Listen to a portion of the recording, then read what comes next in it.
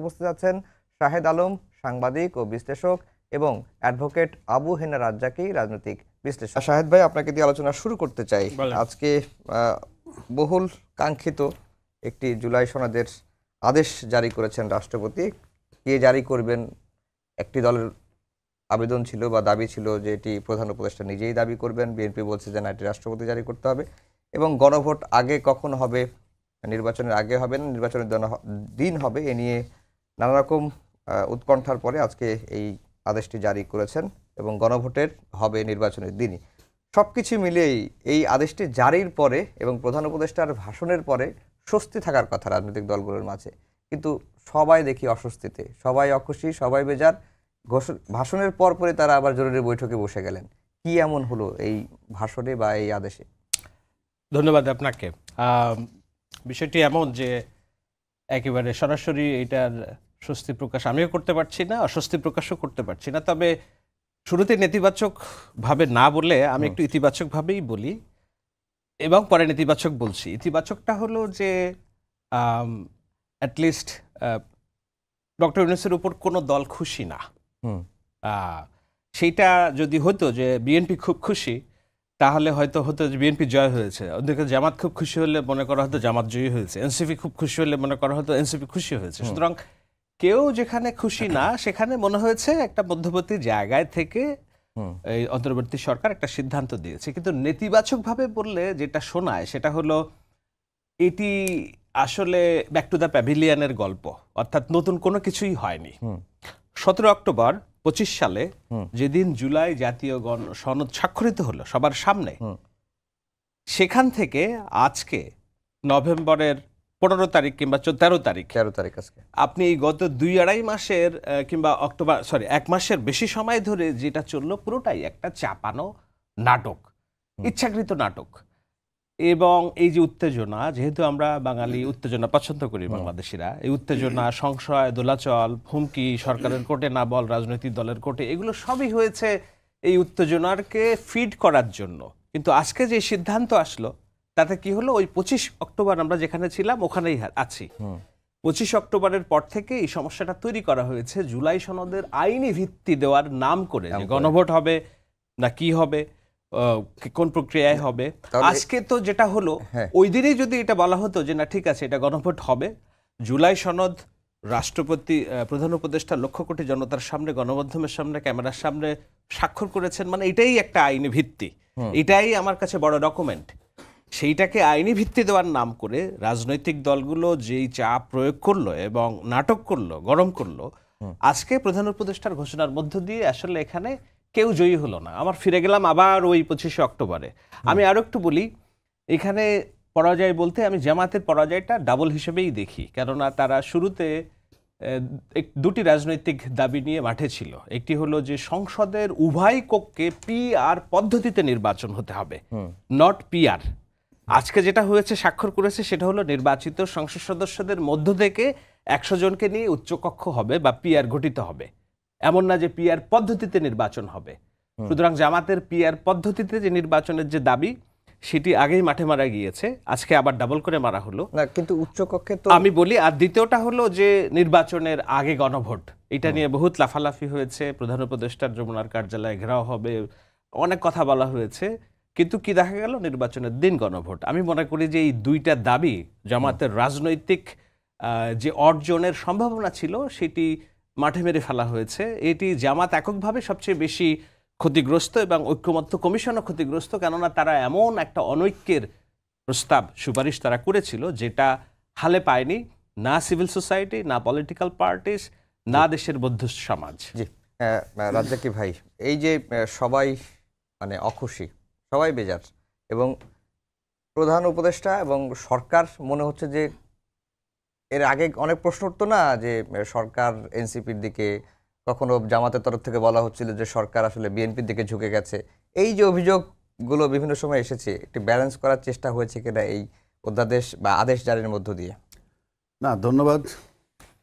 আর আমার সহ-আলোচক শাহেদ অত্যন্ত সুন্দরভাবে কথা বলে। আমি তাকে অনেক আগে থেকেই ওয়াচ করি, আমি দেখি তার বাচন ভঙ্গি আমার খুব পছন্দ, বলার ঢংটা।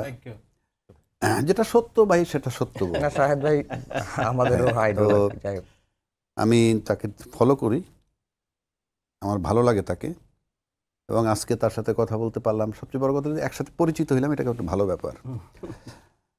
আর আমার কাছে একটা বিষয় মনে হয় কি জানেন, যে সরকার তার মাথার ভিতরে যে কি আছে, মানে আমি সরকার বলতে গত এই 16-17 মাসে যেটা দেখলাম, সরকার বলতে ডিসিশন দেওয়ার মালিক তো হয়ে গেছেন ইউনূস সাহেব, এতে কোনো সন্দেহ নাই।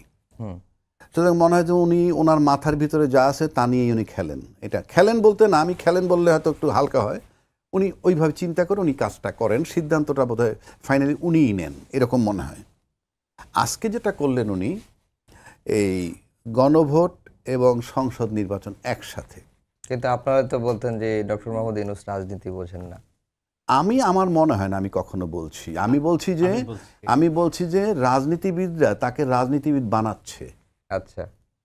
আপনি শুনেন, আপনি দেখবেন সাঁতার জানেন না, পানিতে ফালাই দিলে কিন্তু আপনার সার্ভাইভ করে যায় অনেক সময়, বিকজ আপনাকে ন্যাচারালি বলা হয় যে। তো ইউনূস সাহেবকে আমরা বানাইছি, কারণ from day one he was non cooperated by politician, মুখে যাই বলুক, কারণ আমরা তো মাঠে হেঁটে দেখি, বাট সে সার্ভাইভ করছে। আজকে 15 মাস 16 মাস, এটা কিন্তু খুব টাফ। তারপরে অনেকগুলো সিদ্ধান্ত উনি নিছেন, এগুলো এখন বলার প্রয়োজন নাই। আমার কাছে যেটা মনে হয়, ইউনূস সাহেব যেটা চিন্তা করছেন, যেমন সাহেব যেটা বলল জামাত ব্যর্থ হয়েছে, অফকোর্স ব্যর্থ হয়েছে, যে মানে ইয়ের আগে নির্বাচন, ইয়ের আগে গণভোট চাইছে, এখন সে তারা 16 তারিখে দাবি দেওয়া করবে কি করে তাদের ব্যাপার, কিন্তু আপাত দৃষ্টিতে ব্যর্থ। আর বিএনপি সবচেয়ে বড় দল, বিএনপি যদি মাঠে নামে এ সরকার টিকবে না। আমি আমার কথা বলছি, বিএনপি যদি মাঠে নামে তার বিরুদ্ধে সে টিকবে না, বাট ইউনূস সাহেবকে সার্ভাইভ করতে হবে। কতখানি সেটা একটা ফ্যাক্টর, বিকজ তার মাথায় বিচারটা আছে। কারণ এই বিচারটা যদি না হয় তাহলে একটা ফেসিজমের জন্ম দিবে আবার, বিকজ যে এইবার পলিটিক্যাল লিডাররা যে চিন্তা করে যে ওকে আমরা সেভ করবো, বা পরিস্থিতি চেঞ্জ হয়ে গেলেও সেফ হয়ে গেলে আমরা করলেও সেফ হয়ে যাবো, কাজে একটা নজির দরকার। আমার ইচ্ছায় কিছু হবে না, বাট ইউনূস সাহেবের মাথার ভিতরে এটা আছে যে একটা বিচার করবে, 1 নম্বর। তো সেক্ষেত্রে আমরা 17 নম্বরটা জাজমেন্ট পাওয়ার আশা করছি। আর ফেব্রুয়ারি পর্যন্ত সার্ভাইভ করলে উনি হয়তো দেখা যাবে এটার আপিল টাপিল হবে, কোথায় যাবে আমি ঠিক জানি না। আর পাশাপাশি এই বিচারটা হইলে যেটা হবে, ফ্যাসিবাদী কায়েম করার ব্যাপারে একটু চিন্তা করবে মানুষ, যেমন আরে ভাই ছাড় পাওয়া যায় না। আবার উনি এই জুলাই গণভোট এবং আপনার এই যে সংসদ নির্বাচন, দুইটাকে একত্র করে যেটা করলেন, সেটা হলে উনি চলে যাবেন নিশ্চিত, সেটা প্রমাণ করলেন, আমার ধারণা বলছি। মানে উনি যে চলে যাবেন সেটা নিশ্চিত করলেন, 1। 2, রাজনীতির সবচেয়ে বড় শক্তি যেটা, তাদের সাথে তাদের দাবিটাই ছিল একই দিনে, তা সেটা করে থাকলে তার সেফ এক্সিটটাও ঠিক আছে। কারণ আমরা মুখে যত কথাই বলি না কেন, দিন শেষে you have a family life, he has a family life, দিন শেষে আমার টাকা দরকার, এবং ফাইনালি গিয়ে চিন্তা করতে এই যে রাষ্ট্রের চেয়ে গোষ্ঠী বড়, দল বললাম না কারণ এখানে দল তো নাই ইউনূস সাহেবের, রাষ্ট্রের চেয়ে গোষ্ঠী বড়, গোষ্ঠীর চেয়ে পরিবার বড়, পরিবারের চেয়ে ব্যক্তি বড়, কাজে ইউনূস সাহেবের সার্ভাইভাল তাকে সেটাও চিন্তা করতে হচ্ছে। এখন একটা প্রশ্ন আছে আমার, ছাত্ররা তার নিয়োগকর্তা, আমি জানি না জুলাই আন্দোলন চলাকালীন ইউনূস সাহেবের সাথে তাদের যোগাযোগ ছিল কিনা। যদি যোগাযোগ থেকে থাকে তাহলে তো তার আন্ডারস্ট্যান্ডিং ছিল, কি চায় তার কাছ থেকে থাকলে আমি কিন্তু জানি না। আমি ওই যে ট্রাইব্যুনালে যখন নাহিদ ইসলাম জবানবন্দি ছিলেন, আমি তখন ছিলাম, ওনারা বলছেন, বা আসিফ মাহমুদও জবানবন্দি দিয়েছেন, তারা বলছেন যে 4 আগস্ট প্রথম ডক্টর মোহাম্মদ ইউনূসের সঙ্গে যোগাযোগ। বেশ ভালো কথা, তাইলে 4 আগস্ট যদি হয়ে থাকে তাইলে আগে আন্ডারস্ট্যান্ডিং হয় নাই, পরে হয়েছে। পরে যদি কোনো শর্ত দিয়ে থাকে, আমি জানি না যে আমাদেরকে সেফটি চিন্তা করবেন, আমাদের জুলাই সনদ আইনি ভিত্তি লাগবে, এইগুলা যদি কথা দিয়ে থাকেন উনি, আর তারপর যদি এগুলা না হয়, তাহলে ছাত্র এটা কিভাবে নিবে, ছাত্রদের ব্যাপার, আমি জানি না, কারণ তাদের সাথে কোনো কথা হয়েছে কিনা। কিন্তু একটা জিনিস পরিষ্কার, আমার জানা মতে, আমি জানি না শাহেদ বিদেশ থাকে বা অনেক লেখাপড়া করা ছেলে, গণভোটার সংসদ নির্বাচন আমার জানা মতে একদিনে কোথাও হয়নি, আমার জানা মতে হয়নি, 1 নম্বর। 2 নম্বর হচ্ছে, প্রচলিত সংবিধানে আমার কিন্তু এটা নাই, আমার সংবিধানে কিন্তু গণভোটও নাই। আবার যদি সংবিধান ধরেন যে ফেব্রুয়ারি 26-এও নির্বাচন আসে না, যে সংবিধানটা যেভাবে আছে, তাহলে আমি যে বারবার বলতে, তাহলে এটা কোন সংবিধানে হইল, একই দিনে সংসদ নির্বাচন এবং গণভোট, তাহলে আমরা নিশ্চয়ই ওই সংবিধানে নাই। তার মানে ইউনূস সাহেব এখনো তার পরিকল্পনা মোতাবেক চলছেন, এবং সেটা আমরা মেনে নিচ্ছি, সেটা অপরাধ না। কিন্তু প্রশ্ন হচ্ছে এটা স্বীকৃতি লাগবে, যে অন্তর্বর্তীকালীন সরকারের অন্তর্বর্তীকালীন সংবিধান মোতাবেক চলছে। আর সর্বোপরি আমি আপনাকে যেটা বলতে চাই, এই যে গণভোটটা আসলো, আমার জানা গণভোট সম্পর্কে যেটা, সেটা হলো এই গণভোটে কিন্তু যারা মাঠে এটা নিয়ে এই যে মিটিং করছে প্রতিদিন, এই সংস্কার কমিটি, তারপর ঐক্যমত্য কমিটি, সেখানে কিন্তু দলীয় প্রতিনিধি ছিল। এখন দলীয় প্রতিনিধি থাকলে দলে কতজন সর্বোচ্চ লোক, আমি হিসাব করে দেখছি সর্বোচ্চ 50% লোকের রিপ্রেজেন্টেশন ওখানে হয়েছে, বা 40%, 45% লাইক দ্যাট। বাকিরা কোথায়? না, আপনার এই বক্তব্য আমি বুঝতে পেরেছি। না, শুনুন, এখন শুনেছি যে আপনি বলছেন যে রাজনৈতিক দলগুলোই আসলে পুরো জনগণের প্রতিনিধিত্ব নিতে পারে না। তাহলে আপনি যে গণভোটে পাঠাইলেন 4টা প্রশ্ন দিয়ে, যারা 7 মাসে সিদ্ধান্ত নিতে পারে নাই, একটা ভোটার গিয়ে কিভাবে সিদ্ধান্ত নিবে? আপনি 7 মাসে পারেননি সমস্ত রাজনৈতিক দল, এগুলা প্রহসন এই যে গণভোটটা। এবং একই দিনে যদি সংশোধন হয়ে যায়, তাহলে কিন্তু প্রধানমন্ত্রী হয়ে গেল, মন্ত্রী পরিষদ হয়ে গেল, তারপরে সংবিধানের ক্ষমতায় মানলাম না, কি হবে? না যদি জয়যুক্ত হয় তাহলে কি হবে? এটা ব্লাডার হবে না জয়যুক্ত হলে। আপনার জিজ্ঞেস করা উচিত না হলে জয়যুক্ত হলে কি হবে? অফকোর্স, না জয়যুক্ত হলে কি হবে? আজকে রাখেন, না জয়যুক্ত যদি হয় তাহলে মন্ত্রী পরিষদ চলা শুরু হয়ে গেল, তাহলে জুলাই স্বীকৃতির কি হলো? আমি এই যে প্রহসনটা হলো, রাজ্জাক ভাইয়ের সাথে যোগ করি। গতকালকে আরেকটা নতুন সার্ভে আমরা পাইছি, যদিও এটি Bangladesh youth leadership conference BYLC, এদের খুব পত্রপত্রিকা আলোচনা হয়নি, কিন্তু এই জরিপের যে ফলাফল সেটা কনসিস্টেন্টলি আগের জরিপগুলো থেকে একেবারেই, যেমন এখানে বলা হয়েছে জামাতের জনসমর্থন 17%, তরুণদের মধ্যে 18 থেকে 35, এবং বিএনপির ধরা হয়েছে 21 না 22%। 30% মানুষ ইয়ং, এখন আনডিসাইডেড। বাংলাদেশের 5 কোটি তরুণের 30% মানুষ এখন আনডিসাইডেড কাকে ভোট দিবে। গণভোটের বিধান যেভাবে করা হয়েছে, 4 প্রশ্নের 1 উত্তর, এখানে আপনি সহজ সরল, এমন না যে 4টাতে এইটাতে হ্যাঁ দিবেন ওইটাতে না দিবেন, না, 4 প্রশ্নের 1 উত্তর, আপনি হ্যাঁ দিবেন অথবা না দিবেন। এখন বিএনপি তো ডেসপারেটলি বলছে যে তারা এই যে সংবিধান সংস্কার পরিষদ, দুঃখিত, ওই সাংবিধানিক প্রতিষ্ঠানগুলো যেভাবে চলবে সেটার জন্য যেটা চাপিয়ে দেওয়া হয়েছে, এইটার কোনো ধারণাই ঐক্যমত্য কমিশন আলোচনা হয়নি, এটা সুপারিশ করা হয়েছে এখানে, যে এটা তারা মনে করছে প্রতারিত। এখন একটা মানুষ, বড় দল যদি মনে করে প্রতারিত, তারা কি না ভোটের পক্ষে প্রচারণা চালাবে? জামাত কি শুধু হ্যাঁ ভোটের পক্ষে প্রচারণা চালাবে? আওয়ামী লীগের 20% ভোটার আমি যদি ধরে নেই, যদি ভোট কেন্দ্রে যায়, তারা তো এই প্রসেসটাই মানে না। তারা কি না ভোটার ভোটকে দিয়ে জয়যুক্ত করবে? বলুন, যদি বিএনপির 20%-র সাথে 30% আনডিসাইডেড ভোটারের ম্যাক্সিমাম যদি এটা না ভোট জয়যুক্ত হয়, আমাদের এই অভ্যুত্থানের বৈধতা কোথায়? না, এই যে দলবিহীন যারা দল, তারা ডিসেন্ট সহ যাবে কেন? নোট অফ ডিসেন্ট তো একটা দলের। এক্স্যাক্টলি, আমি ওখানে এপিয়ার করব কেন? আমার বেলায় ক্লিন পাঠাইতে হবে। আমি তো কোনো দলের না। কিন্তু আমি যে 4টা বিষয় পড়লাম, আমি তো নিজেই এখনো পর্যন্ত বুঝে উঠতে পারি। আপনি বুঝতেছেন না, আপনি এই প্রক্রিয়ার মধ্যে আছেন। আপনি বাদ দেন না, আপনি বুঝলেন, না বুঝলে কিছু আসে যায় না, আমি না বুঝলে কিছু আসে যায় না, ও না বুঝলে কিছু। রাজনীতির যে অহংকার, গর্ব করে দেশ চালাইছে তারা মহাজ্ঞানী। 7 মাসে ব্যর্থ হইয়া ইউনূস সাহেবের সিদ্ধান্ত মেনে নিতে হয়েছে। ভোটাররা কি করবে? 80% ভোটার অশিক্ষিত। আপনার এই যে প্রতারণা, সম্মিলিতভাবে বোথ পলিটিশিয়ানস অ্যান্ড গভর্নমেন্ট। এই জন্যই রাজ্জাকি ভাই, গণভোটের কনসেপ্টটাই একটা অসাংবিধানিক এবং একদমই অপ্রয়োজনীয় একটা বিষয়, যেটাকে জোর করে মানতে বাধ্য করা হয়েছে রাজনৈতিক দলগুলোকে। না, এটা একদমই অপ্রয়োজনীয় ছিল। আমি আপনার সাথে একমত। গণভোটের বিধান তো সুপ্রিম কোর্টের সংশোধনীতে আনা হয়েছে, যে নির্বাচিত পার্লামেন্ট, আমি তো সেটাই বলছি যে আপনি পার্লামেন্ট গঠনের আগে এই গণভোটটা একদম অপ্রয়োজনীয়। সংবিধানে নাই, কোথাও নাই। গণভোটটা আসলো এই কারণে যে এমন সংবিধানের এমন মৌলিক কিছু বিষয়ে সংশোধনী আনা হচ্ছে যেখানে পার্লামেন্টেও সেটি করতে পারবে না। সেটাই তো আমি বলছি, আপনি যদি ওইটা মানেন, তা আমরা তর্কের খাতিরে বলছি, এখানে আমরা ফাইট করতে আসিনি, মানে গভর্নমেন্টের বিরুদ্ধে ফাইট করতে আসিনি। সেক্ষেত্রে আপনাকে গণভোটটা আগে হওয়াই উচিত। তাইলে আপনি জুলাই সনদ আইনি ভিত্তি পাইলে তার আলোকে আপনি নির্বাচন করেন। সেই বিতর্কে আমি গেলাম না, এখন আপনি বাদ দেন ওইটা। এখন আমরা যেখানে গেলাম, এত ম্যাচিউরড লোকগুলো মিলে কোথায় নিল আমাদেরকে? কিন্তু আরেকটা বিষয়, যেটা শাহেদ ভাই শুরুতে বললেন, যে আপনি সংবিধানের আর্টিকেল 93 অনুযায়ী আপনি এতদিন ধরে রাষ্ট্রপতিকে অধ্যাদেশ অর্ডিন্যান্স জারি করালেন, আজকে হঠাৎ করে এই 93 উধাও। হ্যাঁ, এই জন্য তো বলা হচ্ছে যে অধ্যাদেশটাও আমি বলি 93 উধাও বলবো না আমি এখানে। এই যে আমি বললে হয়তো মনে করে, যখন মনে হলো মানলাম, মানুষ মনে করে কি যে আমি বোধহয় রং বলছি। রঙের ব্যাপার না, বিষয়টা হচ্ছে যে এখানে বইতে লেখা আছে এইভাবে চলবে কি, সকাল 8টায় নাস্তা খাবা এবং নাস্তার ভিতরে এই মেনু আছে, দুপুরে ভাত খাবা এই মেনু আছে। আমি যদি এখন পাল্টাইয়া এই দুপুরেরটা সকালে খাই, সকালেরটা রাত্রে খাই, সমস্যা কোথায়? কিন্তু এই বই আমাকে পারমিট করে না, বইতে যেভাবে লেখা সেভাবে। তাই সংবিধান আমাকে কিছুই পারমিট করে না। এই যে আমি বারবার বলতেছি যে কিছুই যখন পারমিট করে না, এই গণভোট, সংবিধান, এই সংসদ নির্বাচন একই জনে দিলাম, ওই মোতাবেক নয়, আমার মোতাবেক। তা আমার মোতাবেক দিলে আমরা সবাই মিলে একটা ঐক্যমত্য জায়গায় এসে জনগণের জন্য সুন্দর পরিকল্পিতভাবে একটা জায়গায় যেতে পারলাম না কেন?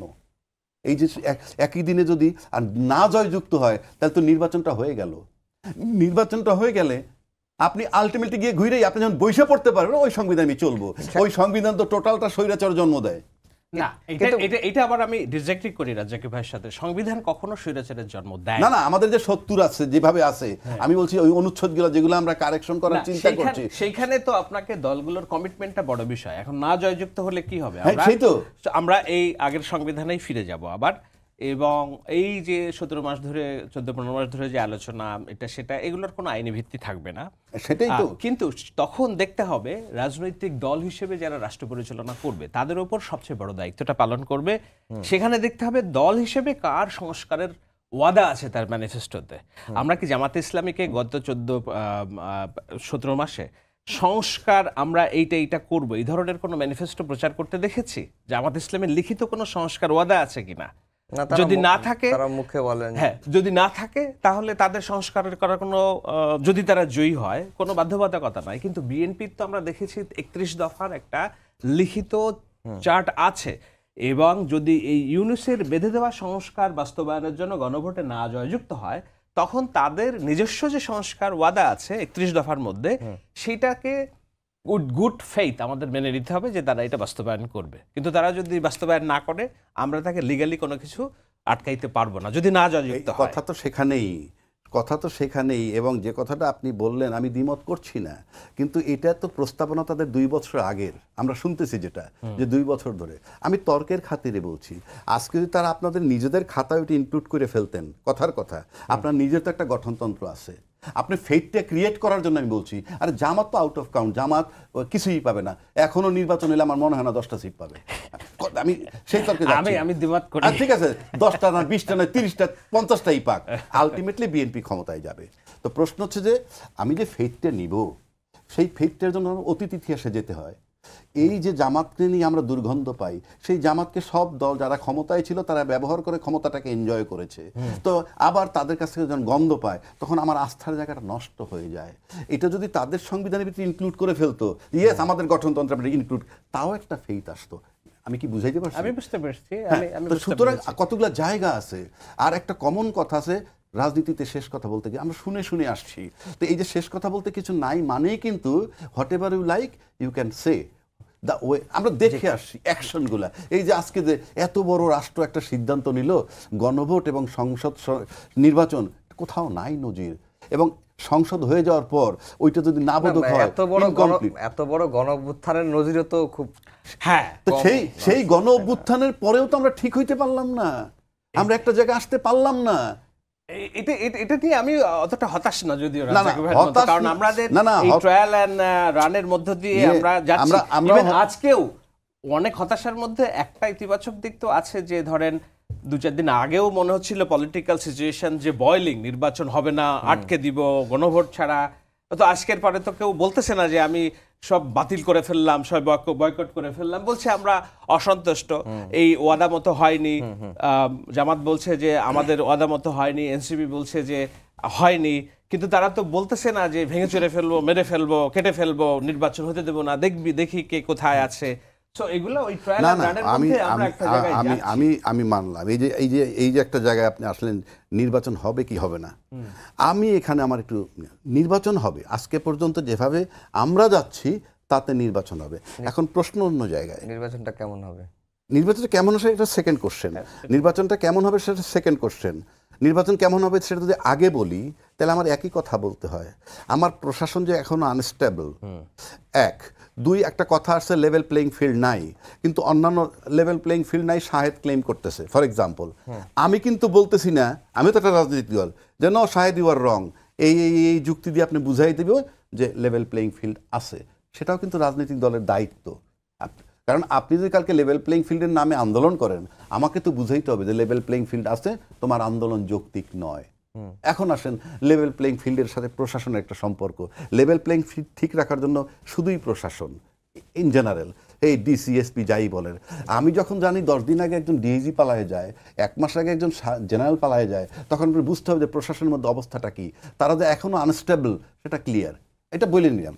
এখন আসলে নির্বাচন হবে কি হবে না, প্রশ্ন হচ্ছে যে আমরা কিন্তু দীর্ঘ 53 বছর পর একটা জায়গায় এসে দাঁড়াইছি, এই যে শেখ হাসিনার বিরুদ্ধে বা আওয়ামী শক্তির মতো বিরুদ্ধে আর একটা শক্তি যে দাঁড়াইছে, সেই শক্তিটা কিন্তু এই মুহূর্তে ছাত্রদের নিয়োগ দেয় ইউনূস। এর আগে আমরা এরকম শক্তি দেখি নাই। এখন প্রশ্ন হচ্ছে শেখ হাসিনা পতিত সরকার, আজকেও তারা লকডাউন দিছে, what ever the result is, লকডাউনে কিন্তু গাড়ি ঘোড়া কম নামছে, মানুষ ঘর থেকে কম বেরোইছে। তার মানে হচ্ছেই লকডাউন হাসিনার কথায়, হাসিনার পিছনে একটা পতিত শক্তি, একটা বড় শক্তি আছে আমরা জানি, প্রশ্ন করার কোনো অর্থ নাই। বাট সেই জায়গাটা থেকে আমার প্রশ্ন যে ইউনূস সাহেব এরকম একটা টার্মোয়েল সিচুয়েশনে ওই শক্তির জন্য, পতিত শক্তির জন্য আরও 3 মাস পর্যন্ত যদি ওয়েট করে, ফেব্রুয়ারি পর্যন্ত, মধ্য ফেব্রুয়ারি মানে ধরে নিলাম পুরো ফেব্রুয়ারি, ওই ফেব্রুয়ারি পর্যন্ত ওই শক্তির কাছে ইউনূস সাহেব গ্রহণযোগ্য কিনা, যদি গ্রহণযোগ্য হন তাহলে নির্বাচন হওয়ার সম্ভাবনা আছে। আর সেই শক্তির কাছে যদি ইউনূস সাহেবের এই পিরিয়ডটা গ্রহণযোগ্য না হয়, তাহলে দেয়ার ইজ এ রিস্ক। আপনার কাছে কি মনে হয়? আমার কাছে মনে হয় যে একটা বিষয় তো স্পষ্ট যে নির্বাচনকে ডক্টর ইউনূস যেভাবে বলছেন যে ইতিহাসের সবচেয়ে সুষ্ঠু এবং শান্তিপূর্ণ নির্বাচন, সেইটা হওয়ার সম্ভাবনা নেই। বরঞ্চ আমি দেখি নির্বাচনে প্রচুর অনিয়ম এবং ব্লাডশেড দেখি আমি। এবং সহজ কথায়, কারণ প্রশাসনের সহজ কথায় ব্লাডশেড চলে গেছে, এটা শুনতে খারাপ শোনায়। যেমন আমি 5 আগস্টের আগে কল্পনা করেছি যে প্রচুর ব্লাডশেড হবে। হ্যাঁ, 200 মানুষ যখন মারা গেছে আমি বলছি দিস ইজ নট এনাফ, আপনাকে ট্রিপল নাম্বার আপনাকে এক্সপেক্ট করতে হবে এবং প্রস্তুতি নিতে হবে। তো আমি দেখি নির্বাচনে ব্যাপক অনিয়ম এবং ব্লাডশেডের গন্ধ পাই আমি। সেগুলার অ্যাড্রেস করার জন্য ডক্টর ইউনূসের এখনো পর্যন্ত আমরা দেখছি আনডিসাইডেড একটা বিষয়। যেমন হলো এখানে আমি বলছি না যে আওয়ামী লীগকে, পতিত আওয়ামী লীগকে নির্বাচনে আসার সুযোগ করে দিতে হবে, কিন্তু আমরা এখনো দেখছি জাতীয় পার্টি নির্বাচন করবে কি করবে না এই সিদ্ধান্ত সরকার দিতে পারে নাই।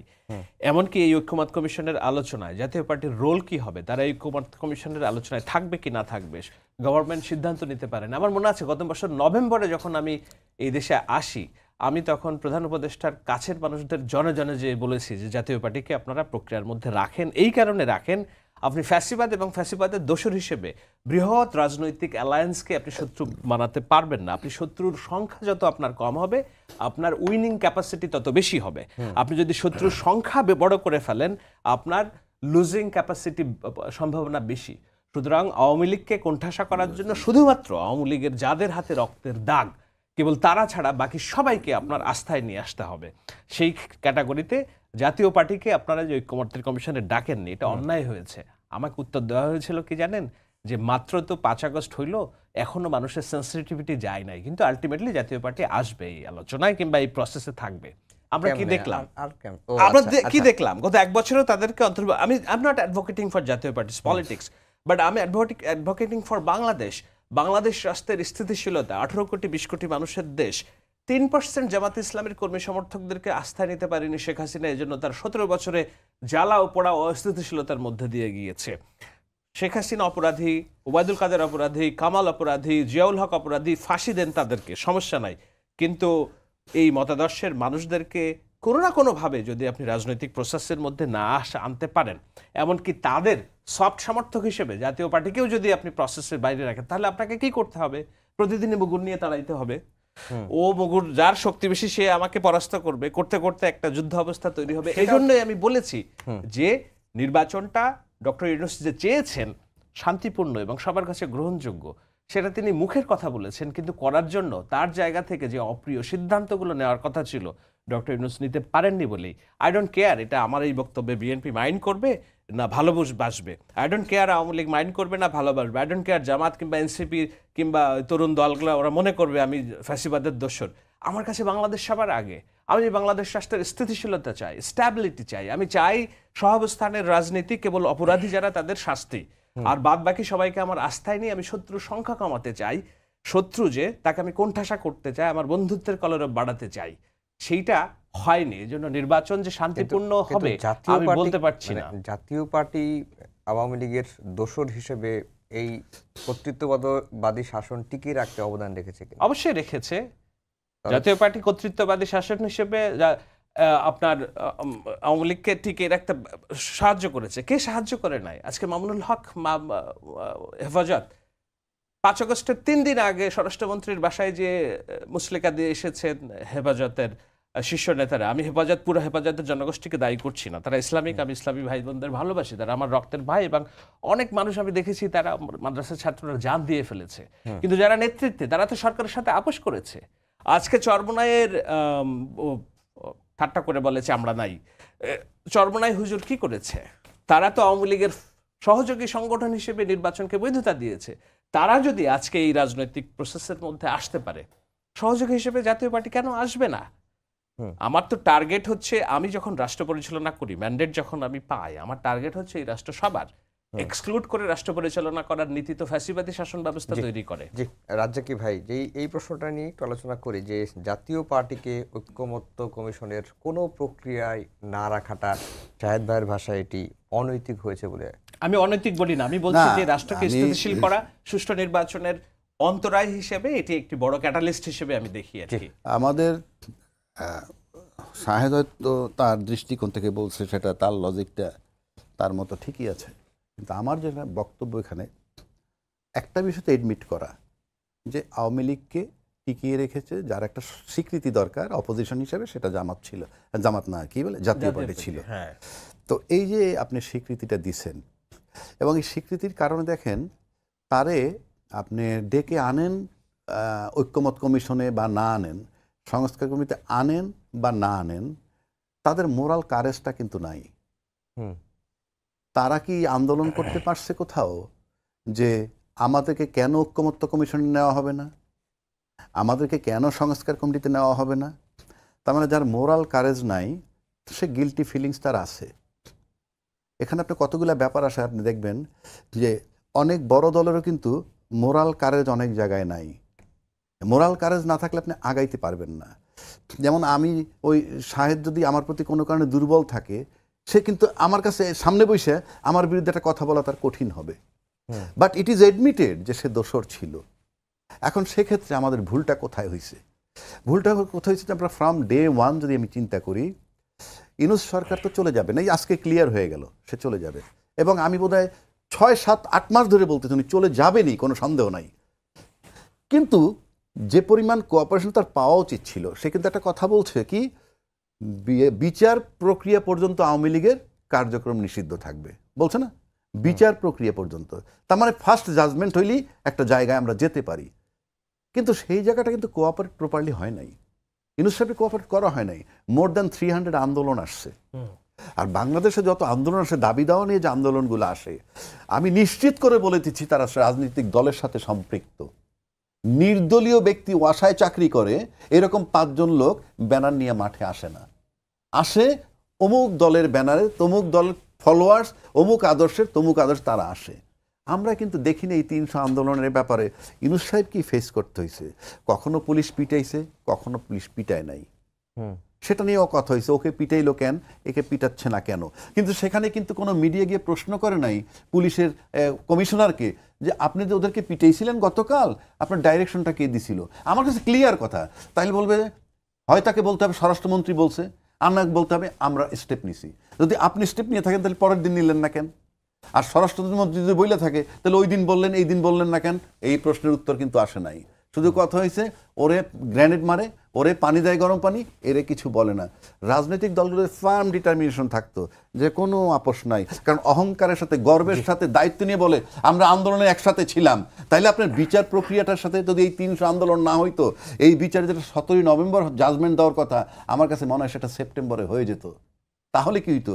আজকে আওয়ামী লীগও তো এই রায়ের পরে বিচারটা হওয়ার পরে তারও তো এমবার্গো তুলে দেওয়ার একটা দাবি করা হইতে পারতো, হ্যাঁ বিচার হয়ে গেছে সুতরাং তাকে কাজ করতে, গিলটি যারা তারা পানিশমেন্ট পায়, কথার কথা বলছি। এবং আমি এটাও মনে করি যে তারাও যেই আওয়ামী লীগের যেই স্পেসটা পাওয়ার কথা নৈতিকভাবে তারা মনে করে, এবং আমরাও মনে করি যে একটা পলিটিক্যাল স্পেস না থাকলে গণতন্ত্র থাকে না, সেইটার অন্তরায় তারা নিজেরাই সৃষ্টি করছে। আজকে যেই লকডাউন দিতে পারে, কিন্তু যেভাবে নেতা নেত্রীরা বলছে আগুন দেওয়ার জন্য, হ্যাঁ, এই যে ভাষাগুলো নির্দেশনা দিচ্ছে, এই যে ধরা পড়ছে যারা 500 টাকার বিনিময়ে 1000 টাকার বিনিময়ে, এটা তো একদম প্রথমত হচ্ছে তাদের উপরে মরা আছে, এরপরে খাড়ার ঘা মরা হচ্ছে তারা 2000 ছাত্র জনতার হত্যার দায়ে অপরাধী, গণধিকৃত দল এবং তাদের কার্যক্রম নিষিদ্ধ আছে। খাড়ার ঘা হচ্ছে এই যে আপনি সন্ত্রাস করছেন, সহযোগিতা না করে যদি অ্যাড্রেসে নিতেন এবং রিয়েলাইজেশনস করতেন তাহলে হয়তো বা সিম্পেথির একটা জায়গা থাকতো। এখন তো ইজিলি সন্ত্রাস বিরোধী আইনে তাদের কার্যক্রম নিষিদ্ধ করার একটা প্রেক্ষাপট তারা তৈরি করছে। বলে কি তালিকা করো, দেখে নিব, লিস্ট করো, কি ভাষা, কিভাবে এদেরকে, এটা তো রাজনীতি না। জি, ছোট একটা বিষয় একটু আলোচনা করতে চাই, সাথে 3 মিনিট সময় আছে। আজকে যুগান্তর একটি খবর ছিল শাহেদ ভাই, 63টি আসন ফাঁকা থাকলে সর্বোচ্চ 40টি আসন শরিক দল ও মিত্রজোটকে ছেড়ে দিতে পারি, এটা বিএনপির বিষয়ে বলছি। তবে এনসিপি এবং বাংলাদেশ খেলাফত মজলিস সমঝোতায় না হলে, তারা সমঝোতায় না এলে 23টি আসনে নেমে আসবে, মানে জোটের শরিকদের 23টি আসন দেবে। শেষ পর্যন্ত কি আসলে এনসিপি বিএনপির দিকে যাবে কিনা, কি মনে হয় আপনার? দেখুন, এনসিপি যেন এই আসন ভাগাভাগির খেলায় বিএনপিকে ভালো মতো খুবলে ধরতে পারে, সেজন্য এই যে সংস্কার, গণভোট, পিআর, এটা নিয়ে গত 15-20 দিনের একটা জটলা চলেছে। সেইটা আজকের মধ্যে দিয়ে যদি শেষ হয় তাহলে আমরা ধরে নিব যে বার্গেনিং পাওয়ারটা কমে যাবে এনসিপির, সেটা বিএনপির কাছে। জামায়াত ইসলামীও এই সময়টা তারা পেয়েছে। আমি অফ দ্য রেকর্ড যেসব সংবাদ পেয়েছি সেটা হলো যে এনসিপির সাথে বিএনপির নেতৃবৃন্দের হয়তো, যেটা আব্দুল কাদের অভিযোগ করেছে যে দিনের বেলা গালাগালি দিচ্ছে, রাত্রে যে আলোচনা করছে, আলোচনা যে হয়েছে এটি সত্য, তো সেখানে তারা হয়তো 20-22টা আসনের ব্যাপারে চেয়েছে, কিন্তু বিএনপি সম্ভবত 8 থেকে 8টার বেশি তারা সম্ভাবনা দেখছে না, বরঞ্চ ওই আসনগুলো ছেড়ে দিলে অন্য জামাত জয়ী হয়ে যাবে এমন ঝুঁকির মধ্যে তারা আছে।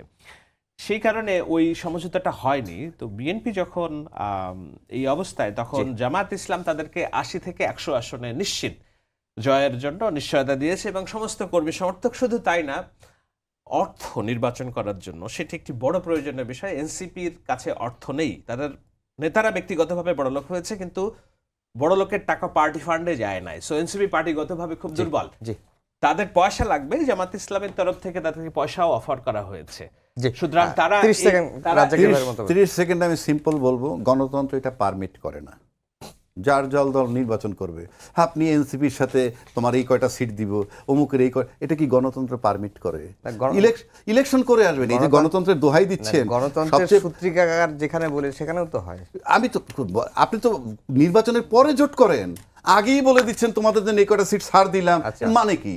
এটা তো কোনো থিওরিতে পড়ে না। সবাই নির্বাচন করে আসো, তারপর আমরা দেখবো জোট করা লাগে কি লাগে না। এই থিওরিতেই তো আমি নাই। আপনি ফ্রম ডে ওয়ান, প্রথম হলো বাংলাদেশে গণতন্ত্র, খালি বলি আমরা গণতন্ত্র কায়েম করব, ফেরত আনবো, গণতন্ত্র ছিল কিনা সেখানে প্রথম আসেন। থাকলে পরে না বাড়বে এটা মাত্রা, না কমবে, আদৌ তো গণতন্ত্র নাই। আপনি সেটা আগে আনেন, তারপর এটা তো থিওরিই না যে ওনার জন্য এই কয়টা সিট ছেড়ে দিব, না, এটা হওয়া উচিত না। উচিত না, ডেফিনিটলি উচিত, আপনি পরে করেন, কিন্তু এখানে নৈতিক দায়বদ্ধতা না। তার মানে কি হচ্ছে, আবার we are playing A game.